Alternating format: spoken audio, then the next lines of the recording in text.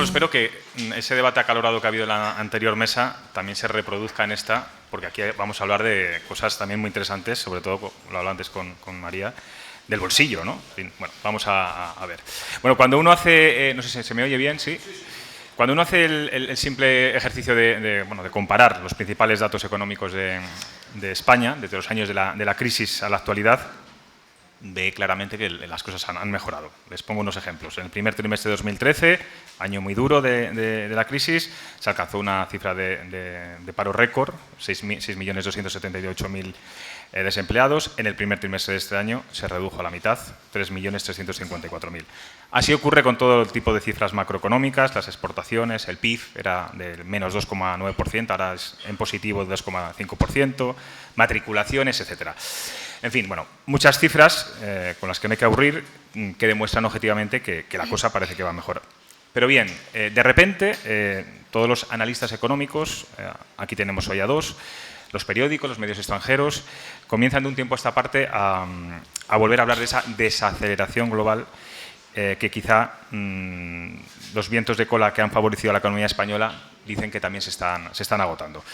De nuevo todos miramos al sector financiero, muy tocado por la crisis, con la reestructuración que la dejó casi irreconocible. Yo siempre pongo el ejemplo de Castilla y León. Aquí, bueno, muchos sois de aquí, había 6 cajas de ahorro, 6 entidades de ahorro hace 6 años. Ahora no queda absolutamente ninguna. Bueno, sí, Caja Duro, Caja España, pero encima pone Unicaja y sabemos que la sede social está en Málaga. Miramos las tensiones comerciales entre Estados Unidos y China, el Brexit, nos preguntamos si hemos aprendido algo de la crisis anterior, cuáles son los problemas estructurales de España. Y si miramos incluso más cerca, todavía nos encontramos noticias como esta que publicamos hace nada, una semana en mi periódico, en ABC. Dice, Cáritas critica que nos hacen creer que la crisis terminó y que los pobres no existen. Y dice el presidente de Cáritas en Castilla y León, leo textualmente, la mitad de la población en Castilla y León vive bien, luego está la otra mitad en la que hay gente con exclusión severa, otras con riesgo de tenerlo y otras que están al filo de la navaja y que caerían si hubiera una nueva crisis. Bueno, de todo esto vamos a hablar en esta mesa.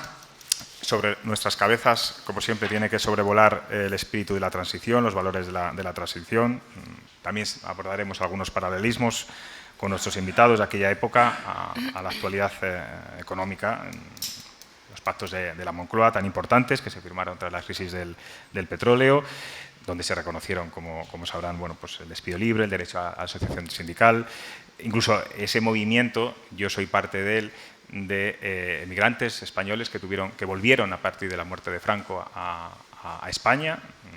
Aquí en Castilla hay muchos ejemplos, gente que se tuvo que ir a Suiza, Francia, Alemania y que a partir del 74, 75 volvieron otra vez a ciertos focos industriales, País Vasco, Madrid. Yo nací en Suiza. Bueno, y no hay que olvidar nunca esa figura clave de nuestro paisano palentino, que fue Enrique Fuentes Quintana. Bueno, como decía, para ello contamos con dos expertos mediáticos, ambos, con los que seguro que en esta hora aprenderemos mucho.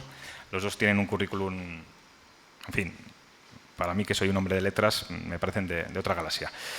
Les voy a presentar a los dos. María Blanco González es doctora en Ciencias Económicas y Empresariales por la Universidad Complutense de Madrid, profesora de Teoría Económica, Historia del Pensamiento Económico, también en la Universidad CEU San Pablo. Otros ámbitos de interés a los que dedica sus investigaciones son el análisis económico a través de la literatura, el pensamiento económico liberal, las teorías de la escuela austriaca, la aportación de la psicología evolucionista a las teorías económicas del pasado, la aplicación de la teoría del sistema de la economía. Bueno, ella ha participado en varios proyectos de investigación con financiación privada y ha organizado congresos internacionales y seminarios en la Universidad CEU San Pablo. Escribe regularmente en el periódico digital lainformación.com y en Yahoo Finanzas y semanalmente dirige el programa de radio #RuidoBlanco y en másqueunaradio.com. A su lado, la voz de John Murles seguramente es inconfundible, le suena a todos los que escuchen la radio asiduamente. Él nació en Osorno, no en Osorno, Palencia, en Osorno, Chile, el 31 de agosto de 1964. Es un periodista y escritor que reside en España. Müller estudió periodismo en la Universidad Católica de Chile, donde se graduó a finales de 1985. Tiene estudios de posgrado en la Universidad de Navarra y ha completado el programa de alta dirección de empresas en el IS Business School en Madrid. Desarrolló la mayor parte de su carrera en el diario El Mundo, en Madrid, del que fue fundador. Es coordinador, autor y coautor de 7 libros, en los que, si podemos destacar alguno, es Leones contra dioses, una crónica analítica de la primera parte de la crisis económica española, y colabora habitualmente en diarios y medios audiovisuales españoles y chilenos, entre ellos Muchas Mañanas con Carlos Alsina en Onda Cero. Bueno, como sabéis, esto está todo muy pautado. Tenéis 15 minutos cada uno y luego ya os haré yo algunas preguntas y espero, como decía antes, que la gente levante muchas manos. Gracias. Empezamos, si quieres, por ti, María. Vale. ¿Esto está encendido? ¿Sí? ¿Se oye? Sí. Vale. Bueno, pues antes que nada, por supuesto, dar las gracias a la universidad que tan hospitalariamente nos ha recibido. Es mi primera vez en Valladolid y volveré, entre otras cosas, a ver la exposición de Goya. A Miguel Ángel, a Arcadi y a Cayetana por haber contado conmigo por primera vez, y espero que no por última, en estas jornadas de la transición, donde se hace una reflexión muy interesante, muy necesaria, de la que estoy aprendiendo tanto, y de repente me he encontrado con gente con la que me relaciono como Gregorio, pues con gente que no conocía. Bueno, dicho lo cual, a mí el título de este panel me resulta bastante paradójico, ¿no? Por la interrogación, sobre todo porque los economistas, algunos economistas no saben esto, pero los economistas no tenemos una bola de cristal donde sabemos cuál es el futuro. Si hemos salido de la crisis, obvio que sí, pero ¿se va a repetir? No. ¿Cómo lo vamos a afrontar? Bueno, pues podemos dar alguna pincelada en base de lo que vemos que se ha hecho, ¿no? Y por eso me interesa, en estos 15 minutos escasos que tengo, hacer 4 reflexiones muy rápidas. Y la primera reflexión, necesariamente, tiene que ser respecto a la transición. Es decir, para afrontar la crisis del 2008 y de cara al futuro, ahora en el 2019, ¿qué cosas hemos heredado de la transición? ¿Qué características había en la economía de la transición que nos pueden ayudar a entender lo que pasó, lo que está pasando y lo que puede pasar, ¿no? Y aquí, por supuesto, hay que ir a expertos como Pablo Martín Aceña o Paco Comín, pero súper experto, protagonista, Enrique Fuentes Quintana, ¿no? Que coinciden los 3, luego debe tener algo de razón, en que la primera característica común que nos caracteriza hoy es la dependencia del exterior. Dependencia económica del exterior, que significa, pues por ejemplo, cuando escribía Fuentes Quintana sobre la transición, hacía hincapié en que, bueno, pues Franco, nadie elige el momento de morirse, pero Franco se murió en un momento económicamente pues muy peliagudo, entre otras cosas porque estábamos entre la crisis del 73 y el recalcón de la crisis del 78, ¿no? En plena crisis del petróleo la situación internacional no acompañaba, y cuando se levantan los controles de precios, control de salarios y todas las medidas que se habían ido desmontando a partir del plan del 59, pero que todavía estaban latentes en la España de los 60, pues aquello es un desbarajuste.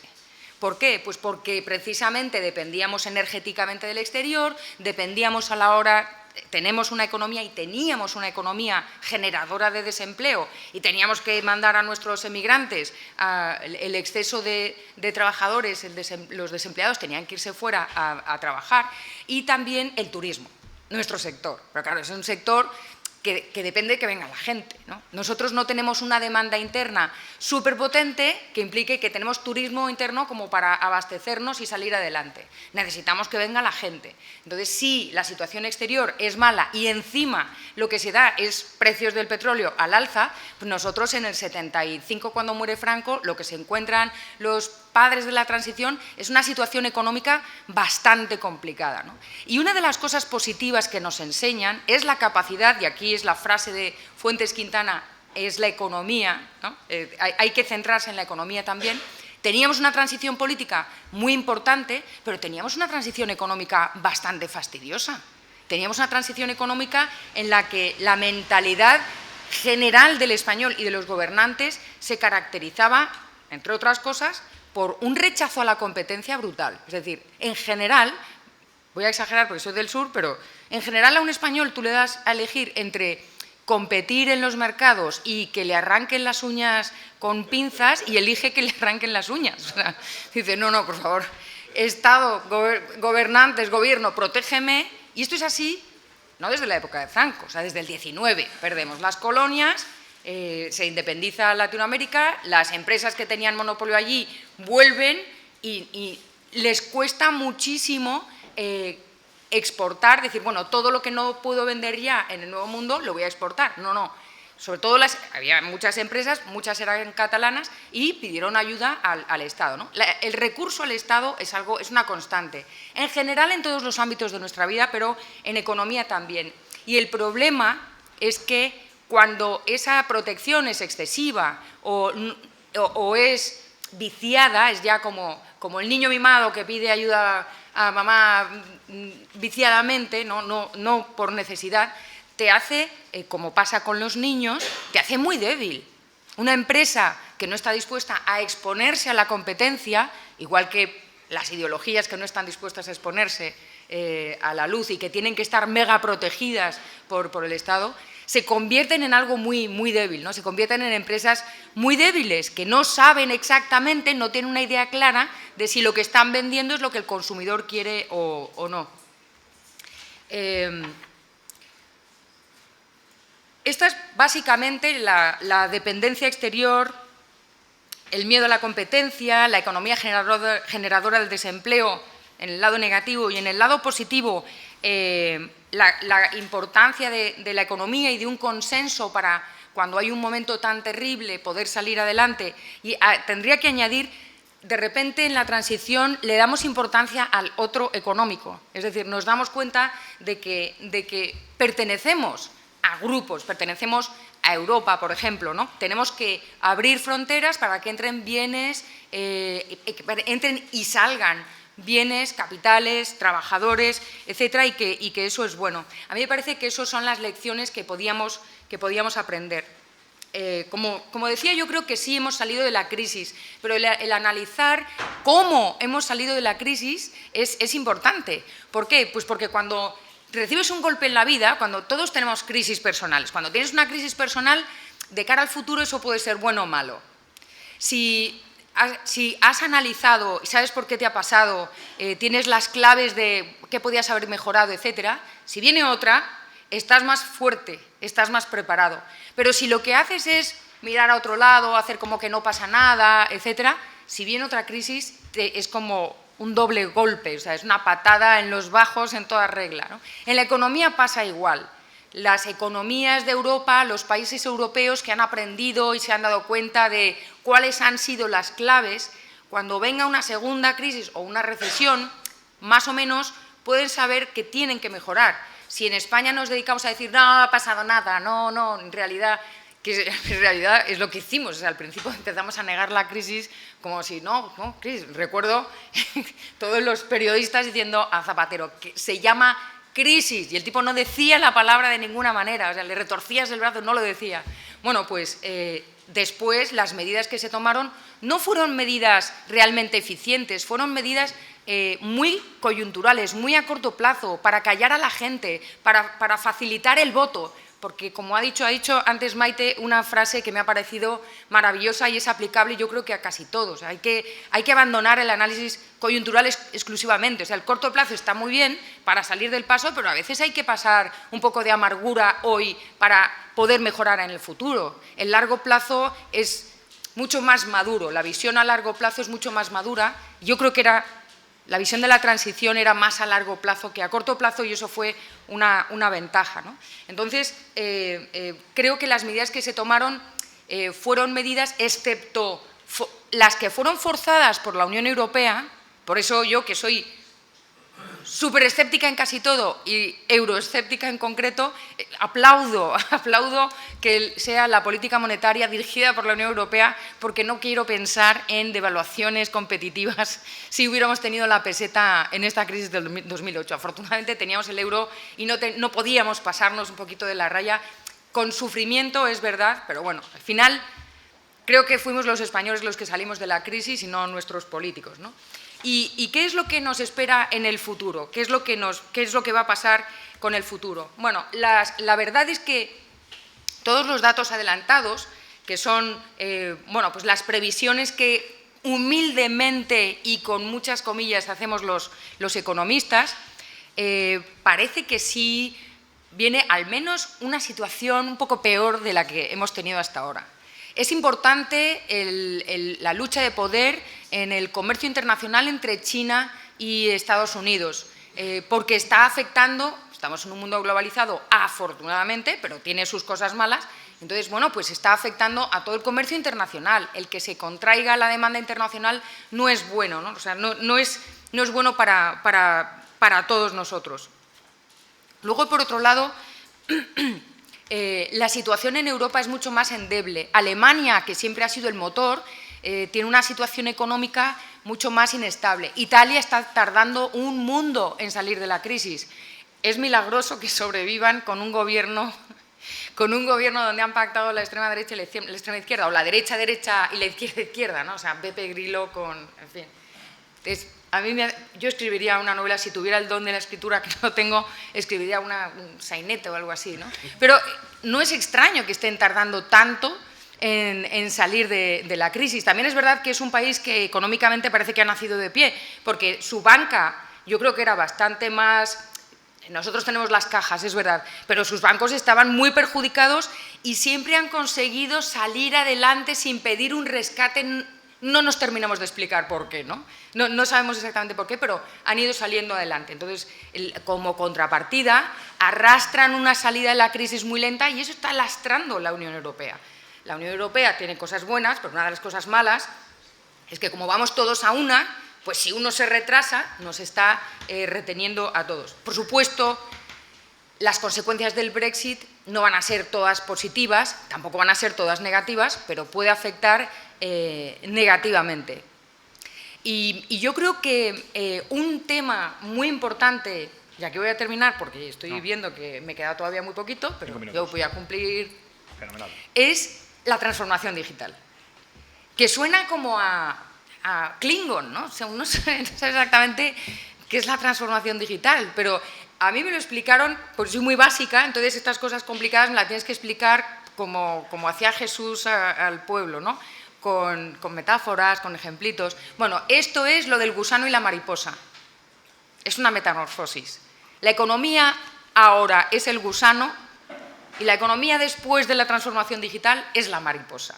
¿Son lo mismo? Sí, es el mismo ser. ¿Se parecen? Nada. Entonces, creo que yo no tengo la capacidad de darnos cuenta cuáles van a ser las consecuencias de esta transformación digital. Siempre le digo a mis alumnos, les llena un poquito de inquietud, pero es cierto, que yo les estoy enseñando, pues lo que sea, teoría económica, historia económica, bueno, cualquiera de esas cosas que les enseñamos, para que ocupen para un puesto de trabajo que todavía no existe, ¿no? Van a ocupar puestos de trabajo que no están diseñados todavía. Si me dicen a mí esto en la carrera, creo que cojo el petate y me largo a Australia o a recorrer el mundo pensando, pues ya puestos, si no voy a tener un puesto de trabajo, en un mundo donde todavía en la sociedad española pensamos en el puesto de trabajo como pues, tu equipo de fútbol. Uno es del Real Madrid, desde que nace. No me gusta el fútbol, soy del Real Madrid. ¿Por qué? No te lo puedo decir, pero desde el nacimiento del Real Madrid hasta el final, memoria del Real Madrid. Todo, puedo cambiar, ¿eh? Pero también el apellido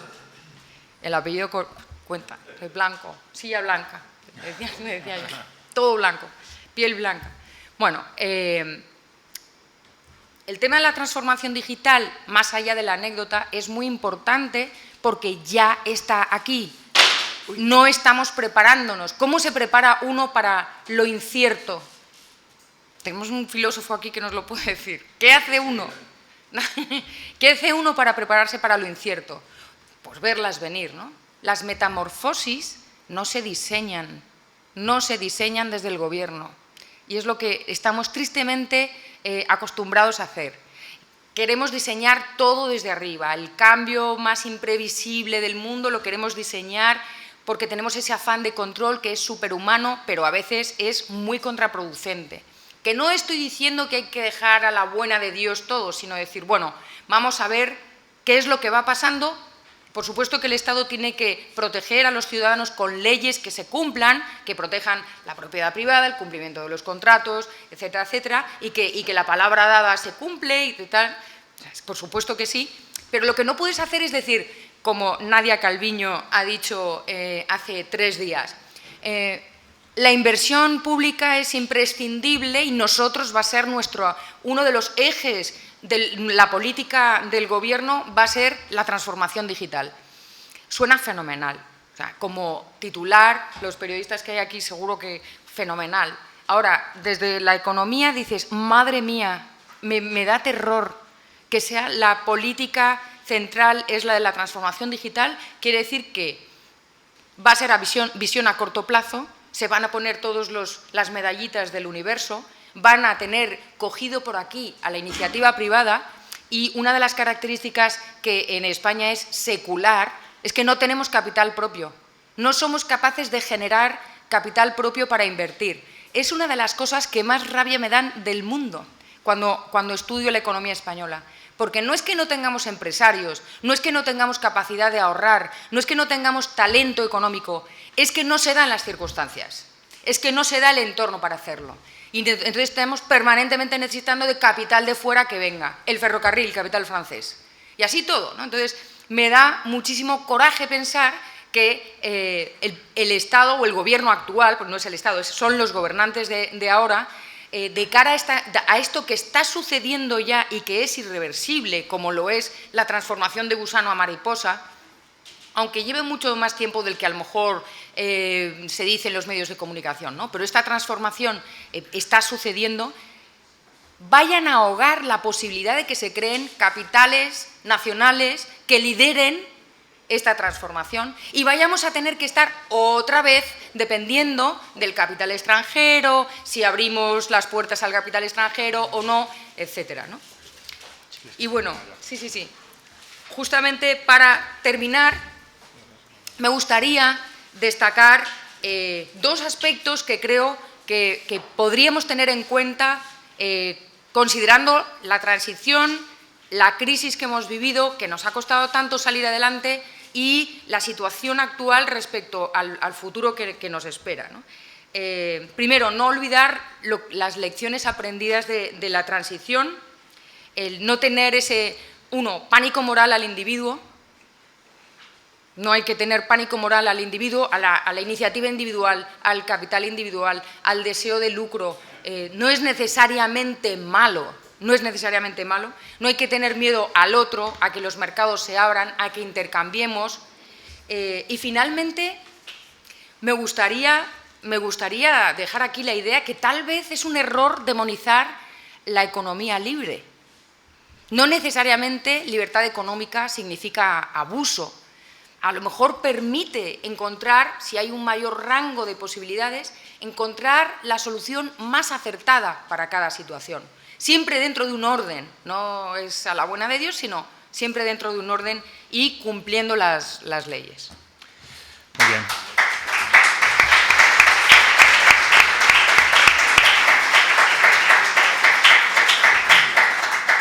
Ajustadísima, María. John, cuando quieras. No parezco del sur, ¿eh? Muy bien.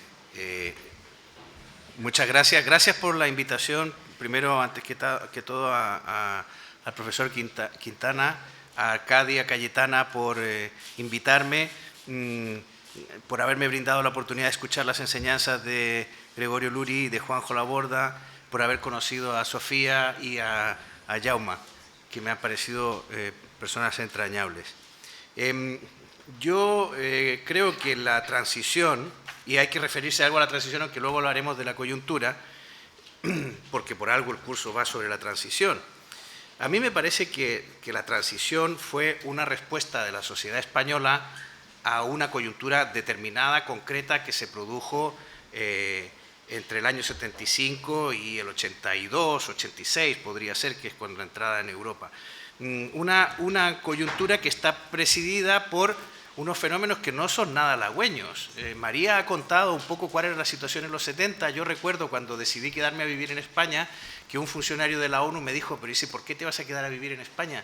Si Madrid, yo visité Madrid en 1978 y Madrid era una ciudad oscura, con poca diversión nocturna, y bueno, me lo pintó de una manera terrible, pero claro, luego mi apuesta resultó muy bien, porque apareció una España muy interesante debajo de esa piel poco iluminada, y bueno, que yo creo que sobre todo la influencia europea y la apertura al mundo terminaron de consolidar. Pero efectivamente ese entorno no era muy halagüeño. Teníamos en el año 71, Nixon abandona el patrón oro y se le había encargado a Estados Unidos en Bretton Woods que estabilizaran las monedas mundiales. Bueno, pues abandona el patrón oro. En el 73 creo que empieza la crisis del petróleo. El jeque Yamani inventa la OPEP, inventa un cartel monopolístico, oligopolístico, porque no consigue meter a todos los países productores, pero el petróleo pega un salto espectacular. El petróleo, que costaba menos que una botella de Coca-Cola, pues pasa a costar muchísimo dinero y se produce una transferencia de riqueza bestial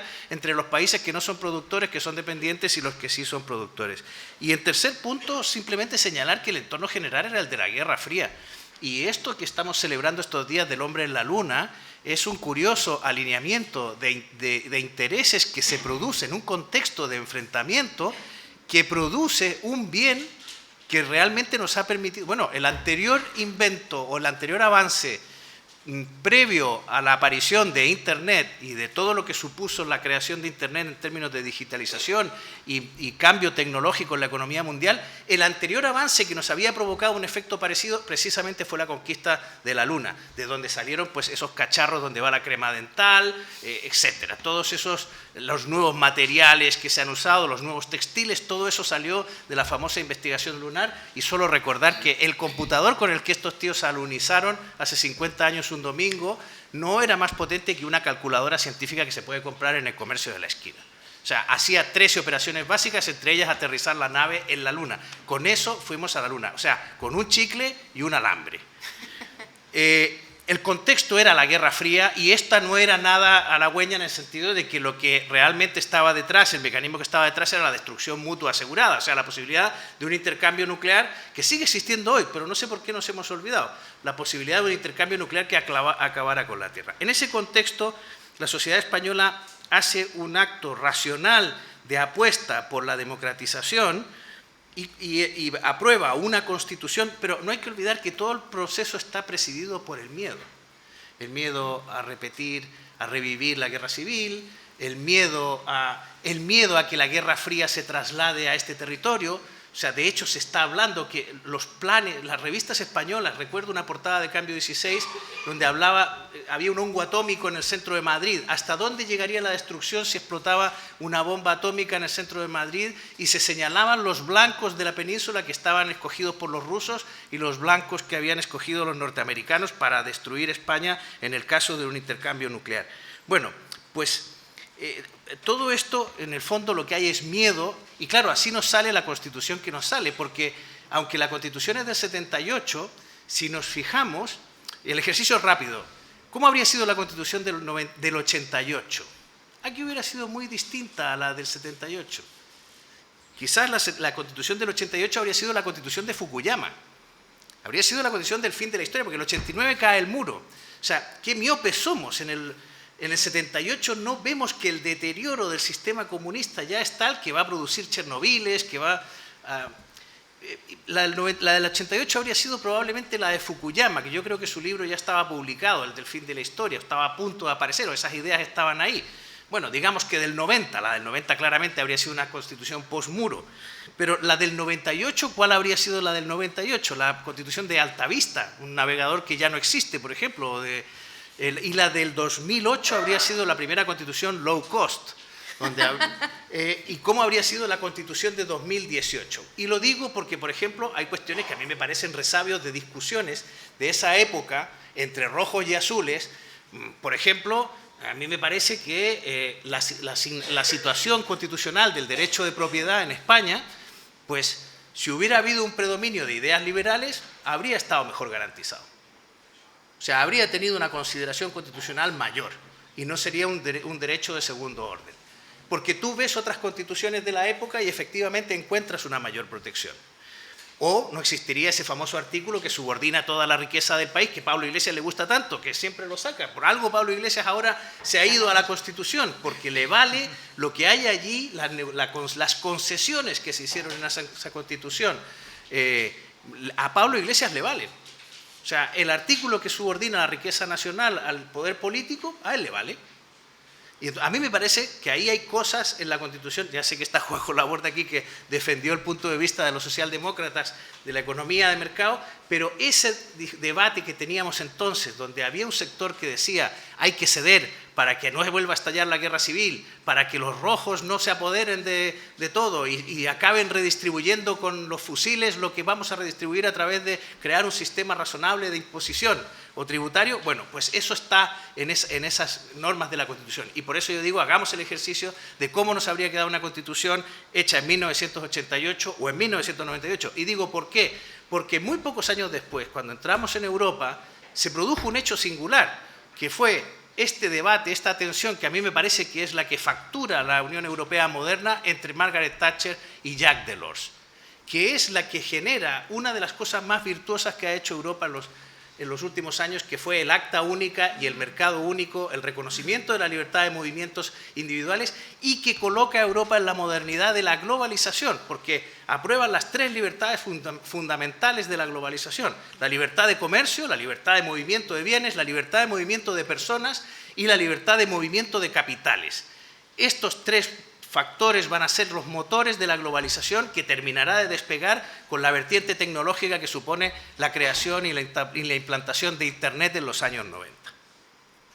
¿Cómo habría sido esa Constitución? Pues yo creo que muy distinta. La Constitución que habría surgido del debate entre Delors y Thatcher probablemente habría sido una Constitución mucho más liberal, habría sido una Constitución que habría dado mayor participación a la sociedad, etc. Ahora, es verdad que veníamos de donde veníamos. Anteayer estaba Felipe González y Aznar en un coloquio en Madrid, los expresidentes, y ambos se felicitaban del desacoplamiento entre la política y la economía española. Y claro, es que aquí la economía todo era política.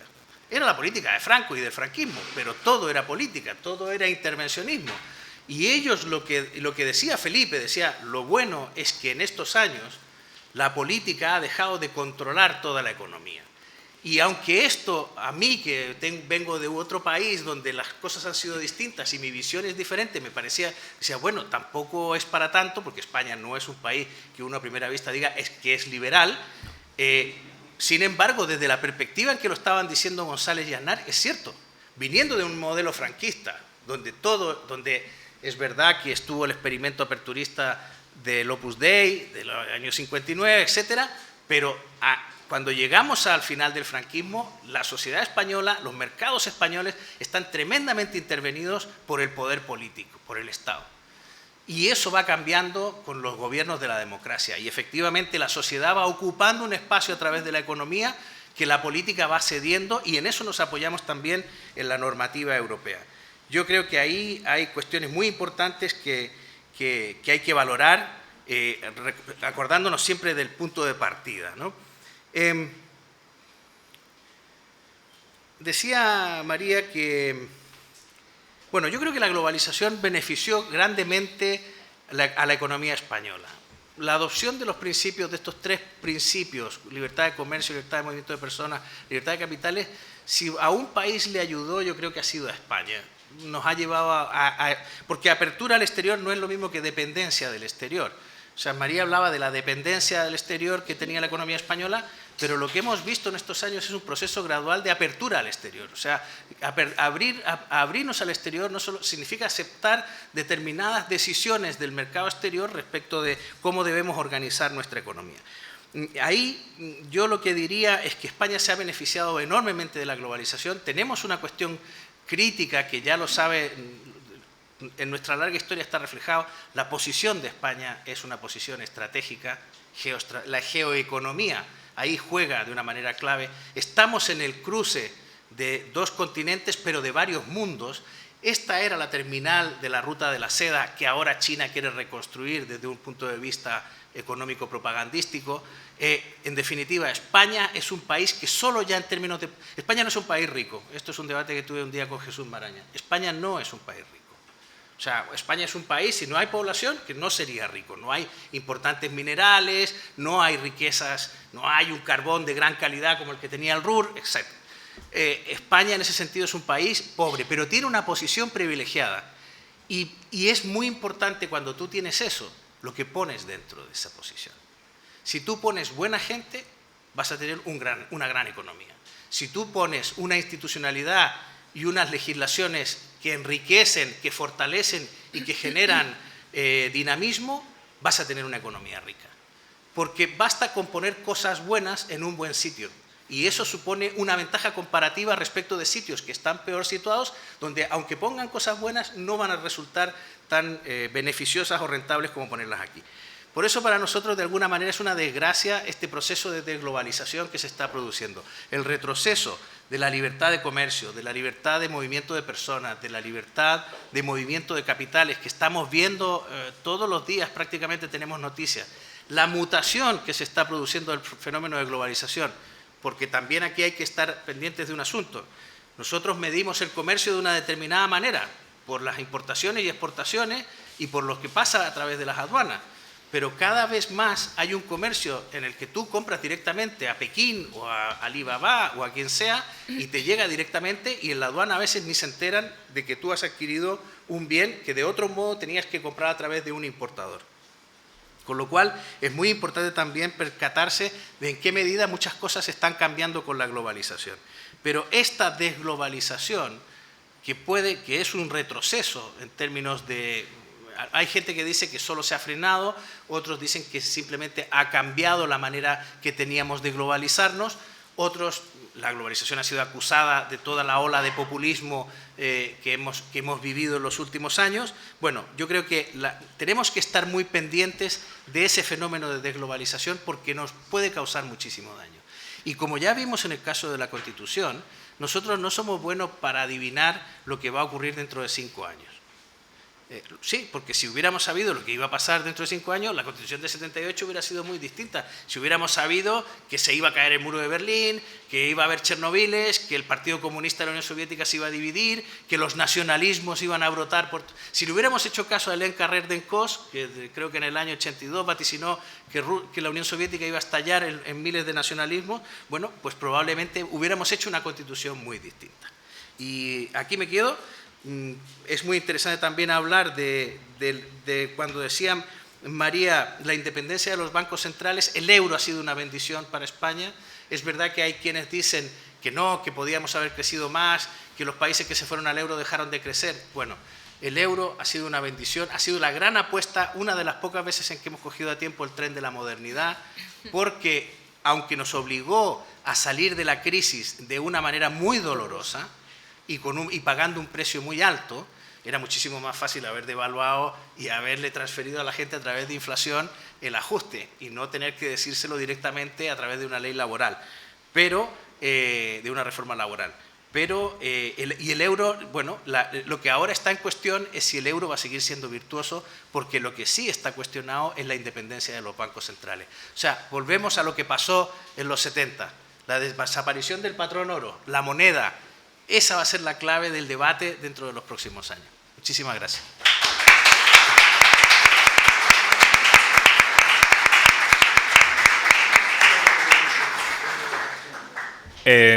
Ellos solitos se han ajustado, fenomenal.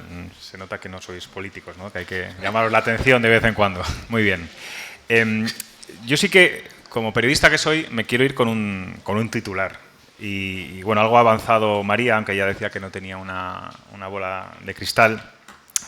Coincidís ambos que estamos saliendo de la crisis, pero a mí sí me gustaría saber que fuerais valientes y que nos dijerais dónde estamos entrando.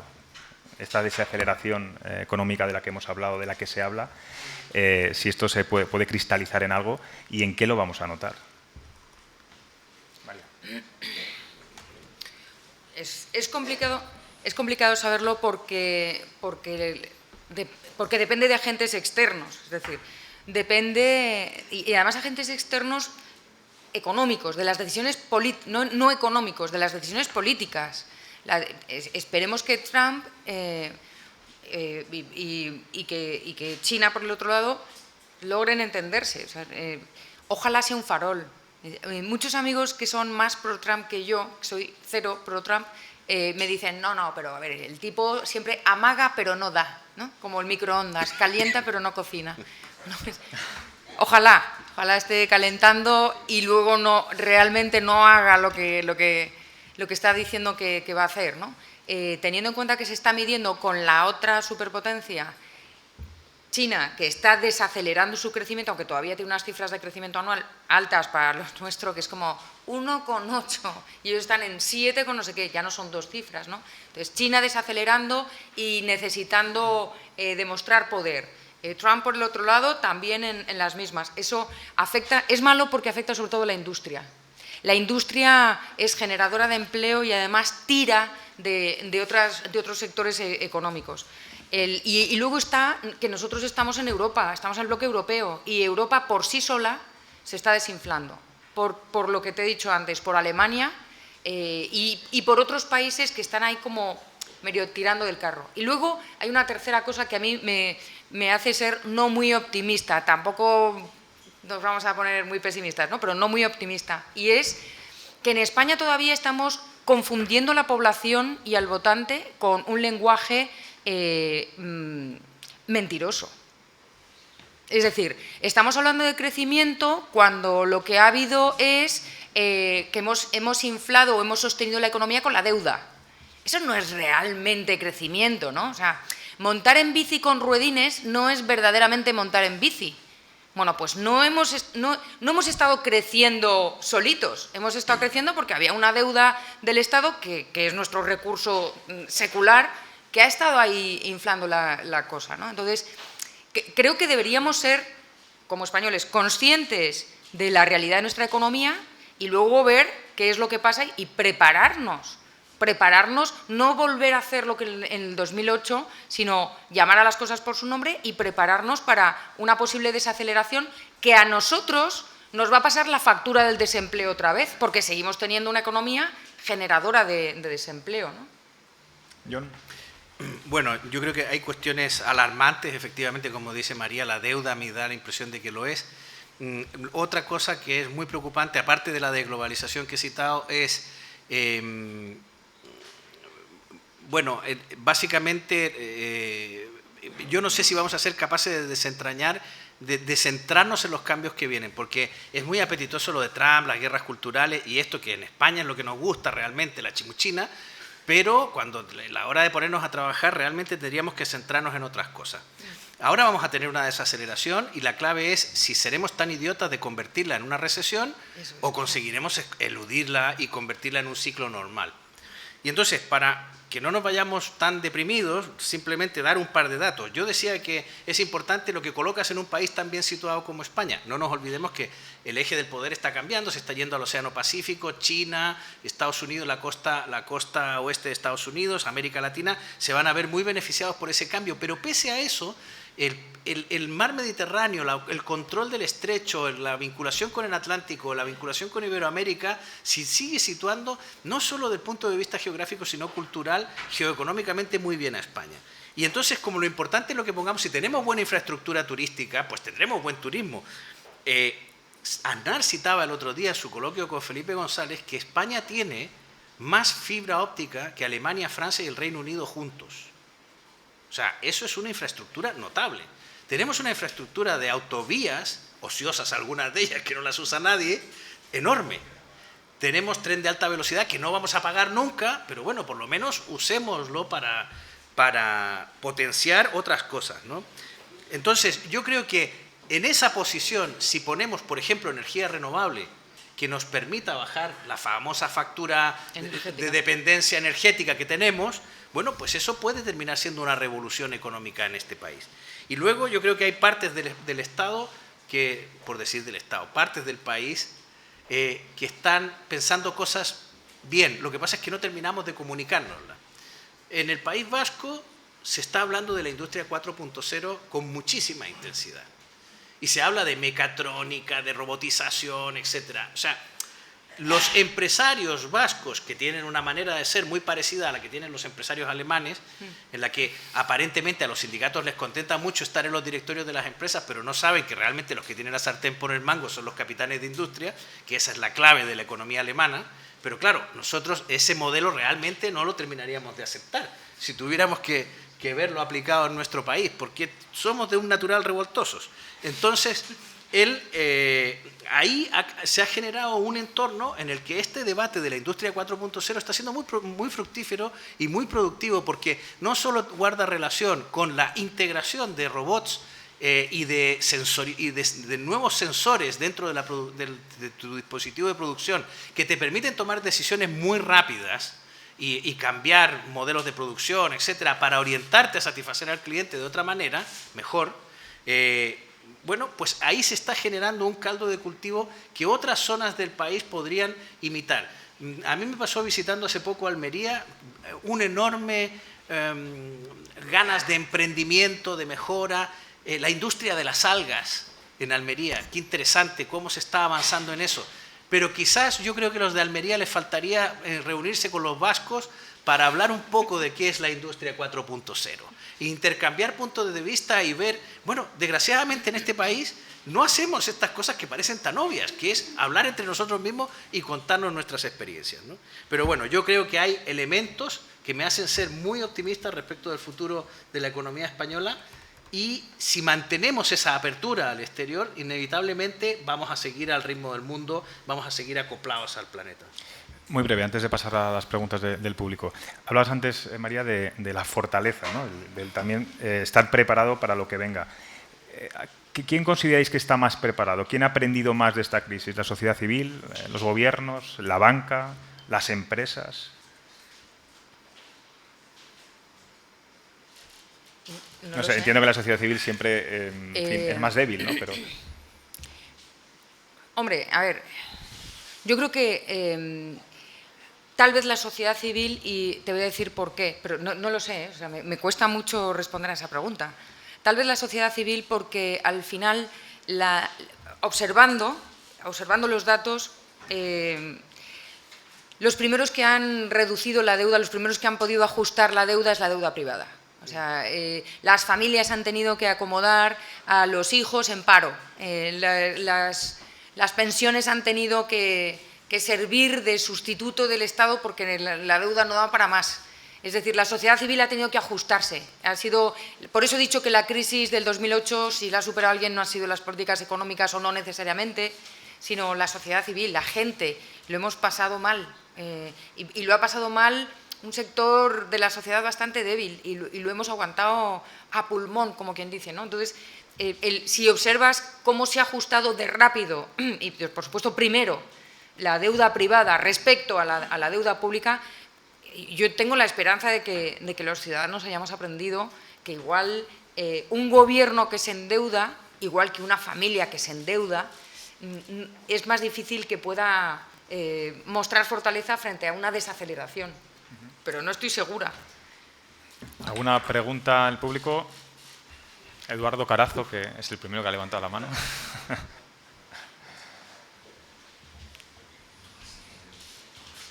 Bueno, sí. Vale.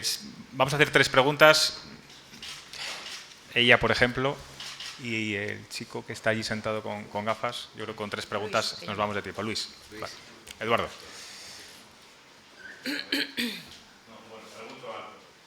Voy a hacer 2 preguntas breves, con permiso, José Luis, sobre la transformación digital. La primera, si no creéis que está muy enterrado este tema en el debate político, ¿no? Porque hablamos mucho de nacionalismo, hablamos mucho incluso de memoria histórica, de cosas del pasado, pero no del tema fundamental como es la transformación digital, que yo creo que es lo esencial para el futuro de la economía.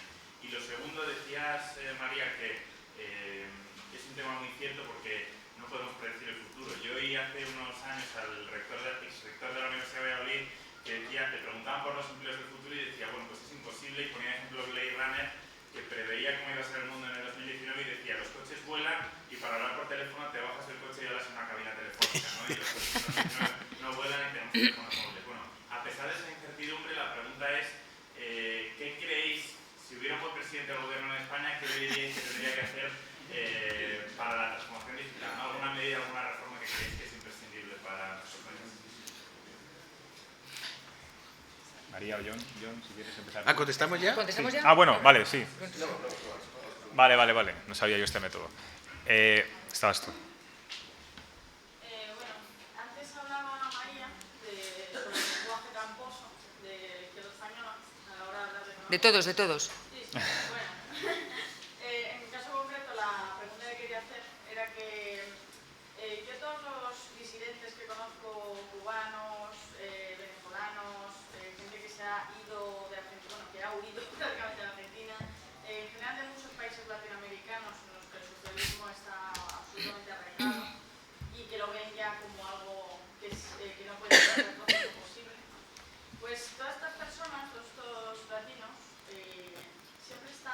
diciendo, digamos. A mí cuando los conocí me dijeron lo mismo de la renta básica y todas estas propuestas que suenan tan bien, ¿no? Tan de todo el mundo tendrá lo que quiera. Y sin embargo, cada vez se ve más como mucha gente cala en España, precisamente todos esos discursos, todas esas creen que existen garantías para que una persona tenga un montón de cosas gratis y que vienen como de la nada, como si el dinero fuera algo que crece solo, ¿no? Entonces, en vista de que el lenguaje que utilizan, en el caso concreto que me quiero referir, los socialistas españoles, sean del partido que sean, para referirse a todas estas cosas, y sin embargo hay un ámbito de liberalismo económico con buenos argumentos que no pertenece a partidos, sino que está como escondido y que saben, bueno, pues conocer de sobra, que saben de sobra cómo argumentar todo esto y cómo presentártelo para que una persona entre el cortocircuito y diga, vale, aquí algo no va bien en mi razonamiento. ¿Cómo acercarías eso a, digamos, el público que se traga lo de la renta básica y todo eso? Muy bien. Sí, bueno, tienes la palabra. Mi pregunta es sobre la constitución económica o el constitucionalismo económico que dice tú lo que la Escuela de República, porque efectivamente la constitución fue un pacto entre gente que pensaba muy distinto y efectivamente el Partido Comunista tuvo una importancia y se llegaron a acuerdos bastante absurdos en sí mismos. La constitución dice que la propiedad privada se garantiza, pero tiene una función social, el derecho a la vivienda. Se dice que hay un deber de trabajar. O sea, el artículo 35 dice que el trabajo es un deber, lo cual, bueno, en España no hay ningún pago, como se sabe. O sea, es un poco extraña. La pregunta es, ¿y eso había que llegar? Porque eso era la transición, había que pactar con el distinto, había que llegar. Se llegó a un acuerdo que es, desde el punto de vista económico, bastante mejor. La pregunta es, ¿se puede realmente hacer una transformación de una sociedad hacia mucho modelo de riqueza con esta Constitución? Porque el constitucionalismo económico, quien la Escuela de República nos diría que no, pero sin embargo, estos 40 años creo que han sido un caso de éxito. La sociedad española ha prosperado mucho, pero ¿podemos prosperar mucho más con esto? Me pide una pregunta y no se la puedo negar, Juan José Laborda. Muy rápidamente. Espera, que hay un micrófono. Muy rápidamente. Primero, Burgos, aquí al lado, es seguramente la ciudad con mayor número de robots en la industria. Segundo, respecto a lo que habéis dicho los dos, que os felicito, hay una empresa, no vengo a hacer propaganda de una empresa de mi pueblo, ¿no? Antolín.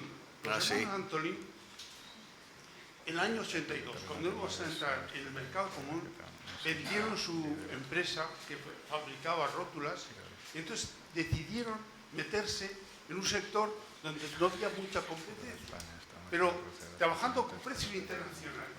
Hoy en día, Antolín Hermanos, que le dijo una vez al rey, señor, yo estoy licenciado en el servicio militar, porque no tengo otra licenciatura. Bueno, es una multinacional con 20 y tantas empresas en todo el mundo fabricando asientos y techos de los coches. Es una prueba de que la globalización nos da estupendamente los resultados. Brevemente, contestar. Vale. Bueno, ¿empiezo yo? Empieza tú. Pues voy a empezar al revés, puedo elegir el orden. Lo que estás diciendo, Juanjo, demuestra que efectivamente, o sea, materia prima tenemos. No somos idiotas. A pesar de siglos de una hacienda pública desastrosa o no, etcétera, una reforma agraria que jamás se hizo, un proteccionismo bestial, un gobierno que se endeude, todo eso, existe inteligencia económica y existen empresarios, y cuando hay oportunidades hay gente que es capaz de ver la oportunidad y alcanzarla, y ese es el resultado, ¿no? A ver, Luis, vamos a ver. Yo creo que la diferencia entre la transición económica, que para mí no está tanto en la Constitución como en los pactos de la Moncloa, y la situación actual es que, como dijo ayer Victoria Prego, y lo ha dicho John, creo que también, fue el resultado del miedo. Fue el resultado del miedo. Teníamos un miedo atroz en el año 70 y tantos que viniera otra guerra civil, que pasara algo, nos invadieran los marcianos, cualquier cosa era posible y salimos como pudimos y lo hicimos bien. Muchas cosas mejorables, pero caray, lo hicimos. Ahora es otro panorama. Ahora en muchas cosas, leyendo las noticias como la de Cáritas, voy a parecer un poco desalmada, pero como soy economista, todo el mundo sabe que no tenemos corazón y comemos niños por la noche, entonces puedo. Somos unos niños mimados. En España vivimos muy bien. Vete a países de Latinoamérica. Tú vives en Ecuador. ¿Qué te voy a contar? ¿Hay pobres? Sí. ¿Hay cosas mejorables? Sí. ¿Deberíamos estar ahí? Sí. Pero caray, no es como en el 75, no es como cuando John contaba que le decían, pero vamos a ver, ¿qué haces en Madrid, que es una ciudad? Entonces yo creo que deberíamos amoldarnos, no es comparable, o sea, no se puede trasladar, deberíamos amoldarnos a las circunstancias actuales. Sofía, lo que me cuentas es el resultado de un complejo brutal que tenemos los españoles y probablemente es universal, que es el buenismo. O sea, tenemos una especie de mala conciencia brutal y entonces necesitamos decirnos a nosotros mismos que podemos solucionar todos los problemas del universo, pero no nosotros, no poniendo nuestro hombro. Delegamos en el gobierno, en el Estado, en no sé quién y le decimos soluciona la vida de esta persona que sufre tanto y como yo estoy bien, me siento mal porque está sufriendo tanto, ¿no? Si te fijas, el colmo del recolmo, creo que es en Venezuela, donde hay como un ministerio o un instituto de la felicidad. ¿A quién pones ahí de ministro? A un gozador. A los hermanos Tonetti, no sé, en fin. Complicado, ¿no? Bueno, pues todavía el tipo yo estoy convencida que el tipo que lo ha hecho, pues de verdad piensa que es algo que se puede regular, el decir, vamos a hacer que todos seamos felices. Ahora vete tú y define la felicidad y qué es para cada cual la felicidad, ¿no? Ese buenismo tan brutal de, por favor, que venga alguien y solucione todo aquello en lo que yo no estoy dispuesto a poner un pedacito, yo dinero no tengo, ¿no? Pero mi energía, mi tiempo, ¿no? Eso es lo que tú me dices, ¿cómo acercar una cosa y otra? Bueno, cojamos primero los datos y la historia. Uno de los problemas gordos de la transición, y lo he dicho antes, es desmontar todo el sistema franquista que era súper mega proteccionista. Si hay alguien que cuidó al obrero fue Franco, lo siento, seguridad social, viviendas de protección oficial, eso está inventado ya. Protección, control de precios y de salarios. No había sindicatos, había muchísimas cosas, yo no soy en absoluto franquista, que conste, pero caray, ¿vamos a jugar a ver quién protege más? ¿Al obrero? Pues Franco protegía al obrero. ¿Qué es lo que pasa ahora? Bueno, están volviendo, están pidiendo otra vez control de precios y de salarios. ¿Por qué? Porque eso de decir, es que este señor se quiere beneficiar, se quiere lucrar, yo no sé lo que va a hacer Jaume con su beneficio, a lo mejor va y financia una película sobre las masacres a los cristianos en Siria, por ejemplo, ¿no? El hecho de que Jaume diga, tengo una empresa y quiero beneficio, y es como, por favor, se quiere lucrar, que le iban a lograr, qué horror. Entonces, esa sensación de que demonizamos cosas y luego intentamos compensar casi psicológicamente, pidiéndole al Estado que haga cosas por los demás, es tan nocivo que creo que esos liberales de los que me hablas, que me critican muchas veces, ¿sabes lo que les falta? Que han sustituido el Estado por el mercado.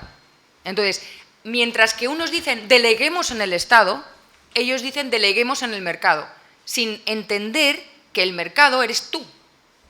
Y es lo que tú quieras aportar y lo que tú quieras hacer.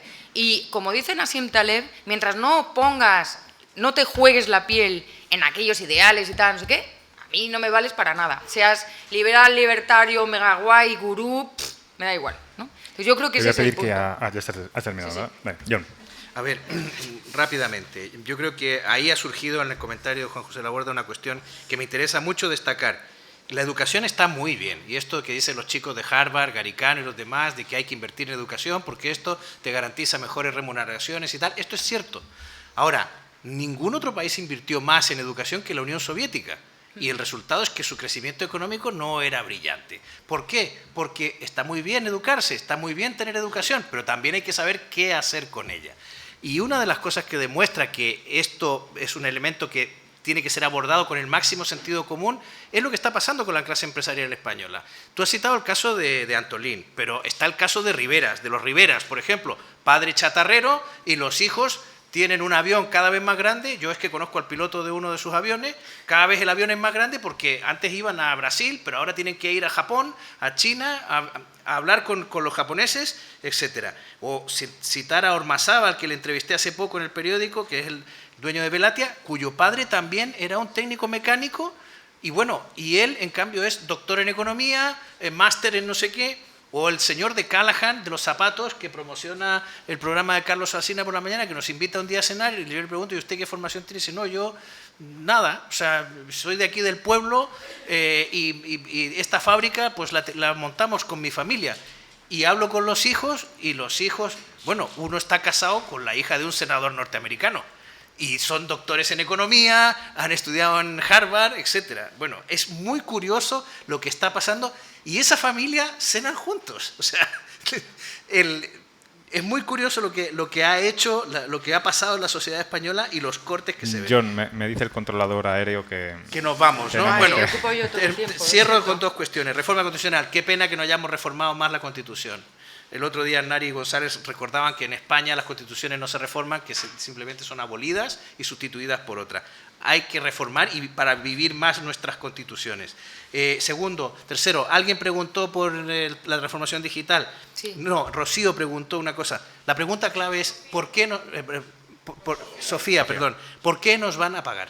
El día que, o sea, el tema de la renta básica es un debate que no se puede desvincular de por qué nos van a pagar.